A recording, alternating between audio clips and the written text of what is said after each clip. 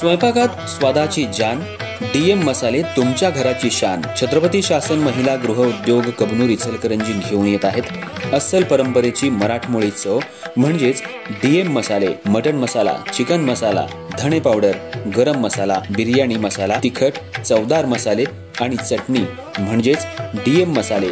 तर आजच आपल्या जेवणाची रंगत वाढवण्यासाठी केमिकल विरहित डीएम मसाले, गृहिणींच्या मनातले मसाले आणि चटणी अवश्य वापरा। डीएम मसाले महिला बचत गटाद्वारे करणारे स्वच्छ माफक दरामध्ये म्हणजेच डीएम मसाले। संपर्क दिव्याताई मगदूम, मोबाईल 91 30 80 22 55।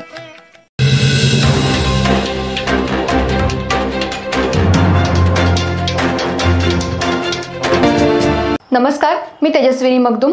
एम मराठीमध्ये आपल्या सर्वांचं स्वागत आहे। पाहूया ठळक घडामोडी। इचलकरंजी शहरातल्या कृष्णानगर परिसरात सीईटीपी प्लांटची मुख्य पाईपलाईन फुटल्यानं परिसरात मोठ्या प्रमाणात रासायनिक पाणी पसरलंय। या रासायनिक पाण्यामुळे परिसरात दुर्गंधी पसरली असून नागरिकांना श्वसन, त्वचेचे त्रास तसंच आरोग्याचा गंभीर धोका निर्माण झालाय। कृष्णानगर परिसरात तुळजाभवानी मंदिराची प्रतिष्ठापना सध्या सुरू असून या पवित्र कालावधीतच हा प्रकार घडल्यानं नागरिकात तीव्र संतापाची लाट उसळली आहे। रात्री उशिरा पाईप फुटल्याची माहिती संबंधित मक्तेदाराला तसंच महानगरपालिका अधिकाऱ्यांना फोनवर देण्यात आली होती। मात्र दिवसभर उलटूनही कुठलाही प्रतिसाद न मिळाल्यानं नागरिकांचा रोष अधिक वाढला आहे।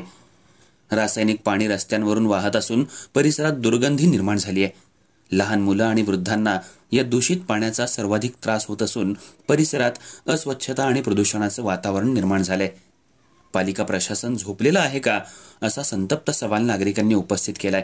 कृष्णानगर परिसरात गेल्या काही महिन्यांपासून सीईटीपीच्या पाईपलाईनमधून होणारे गळतीचे प्रकार वारंवार समोर येत आहेत, परंतु प्रशासनाकडून योग्य उपाययोजना न झाल्यानं नागरिकांना सतत आरोग्य आणि स्वच्छतेच्या समस्यांचा सामना करावा लागतोय।